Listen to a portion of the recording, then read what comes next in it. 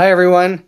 Harry here to talk about Trump's ultra-aggressive war on birthright citizenship and the civil war, really, that is shaping up in this country by the actions of almost half the states with Democratic attorneys general who have already sued the Trump administration over the executive order that purports to prevent immigrants here illegally, certainly, but also their children from having citizenship. So just to give you the legal background, the 14th Amendment passed in the wake of the Civil War seems like it couldn't be clearer, says in its very first words, all persons born in the United States and subject to the jurisdiction thereof are citizens.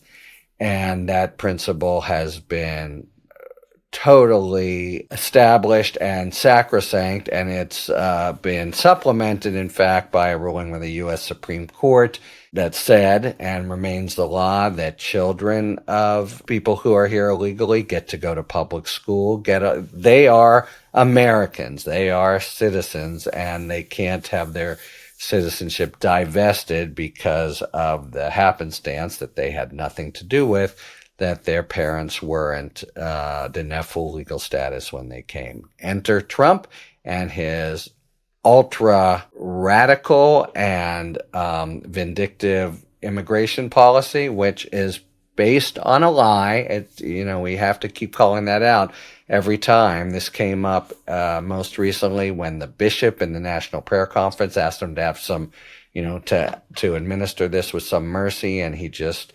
viciously came out of the box talking about all the hordes of murderers and mental patients who are storming across the country and committing violent crimes. Basically, all a myth in many ways. The violent criminals who are here are already mainly incarcerated, or they've been deported, and immigrants commit crimes at lower rates than Americans. The whole thing is totally bogus, but that's the pretext for doing it. Now, what's the legal pretext? Because, the language of the 14th Amendment seems so clear. It is the second clause saying subject to the jurisdiction thereof. And the Trump folks want to make a very far-fetched argument that I don't think will prevail in the courts. Not even, I think, in the U.S. Supreme Court, though you have one justice, guess who already, his initials are Clarence Thomas, who's already expressed some interest in this idea.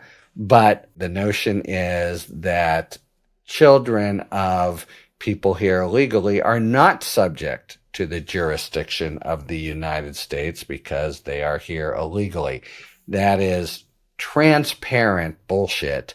If that were true, those people wouldn't have to pay taxes. They could, think about diplomats or other who aren't subject to the jurisdiction. They could commit crimes with impunity. They could enter into contracts and ignore them and in fact, they can do none of those things because the law will assure that they not as it would with any other citizen. So there's the argument really doesn't hold water, but that's what we are going to hear. Okay, so 22 states filed a action for, and this is going to be happening again and again with the Trump executive orders. So he issues this executive order, basically ordering the government to pursue the evisceration of citizenship status for children, for actually a lot of people, and it could sweep in people who are lawful. Clearly, that's part of the problem, but they're definitely taking dead aim at the sort of people that the country in provisions like DACA has a real consensus to want to, clasp and accept, who've always been considered full citizens, even if their parents weren't. So a whole consortium of states representing about half the country have come in and sued, and there's a couple suits, but the one is pending now.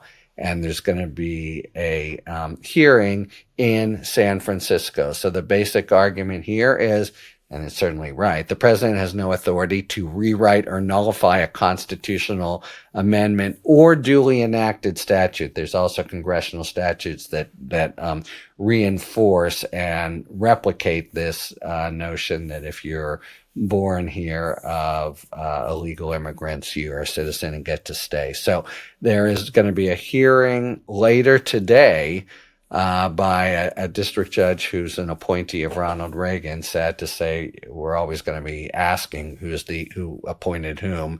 And that's going to be, and this is how it's normally going to proceed. The states go forward, they sue. They say, we're going to do a whole trial where we're going to show it's unconstitutional and you strike it down. In the meantime, though, freeze the linebackers, issue a temporary restraining order, keeping this executive order from going into effect. In order to do that, there's a showing that plaintiffs have to make. Essentially, their case is strong and there will be irreparable injury to on their side of things. And it's the attorneys general, so it's a little tricky in terms of standing, but they'll show irreparable injury, at least by their citizens, and that will probably suffice, and then the balance of equities, etc. So that'll be the initial fight to try to have a temporary injunction. If that's entered, then you proceed to the trial. The judge rules, then you go up to, in this case, the Ninth Circuit, potentially the Supreme Court. Even if the temporary restraining order isn't entered, this happened in some of the cases in Trump 1.0, you can still proceed to a trial, but the odds are much greater that you won't win. But proceed to a trial, try to establish that it's unconstitutional, even if you didn't make the showing adequate to stay the law in the first place. But we have first 18 and now 4 other states, 22 total, coming in and saying this is unconstitutional. 14th Amendment is clear. A president can't overrule it by executive order. And it's clear enough that we're going to win. So tell the Trump administration they can't put this executive order, into operation. And that's what we're going to be seeing the first skirmish over today. And then, of course, it won't be the end of it necessarily. They can appeal any temporary restraining order, and all indications are that Trump, wants to go and has ordered the DOJ to go, all the way at every turn. So we're going to see fights all the way through. But it's the case that especially in immigration, but in other areas as well, there is a really large consortium of private lawyers or state lawyers here who are really geared up to fight back hard. So even though the federal government, at Trump's orders and those of his officials in the DOJ, will throw everything the feds have at him, the plaintiffs, the 22 state AGs, backed by private efforts as needed, will throw everything back in their direction. So it's going to be a big fight and a long fight, but starting today in one district court in San Francisco. Talk to you later. Thanks for tuning in. If you enjoyed this video and other Talking Feds content, please take a second to like and subscribe. Talk to you later.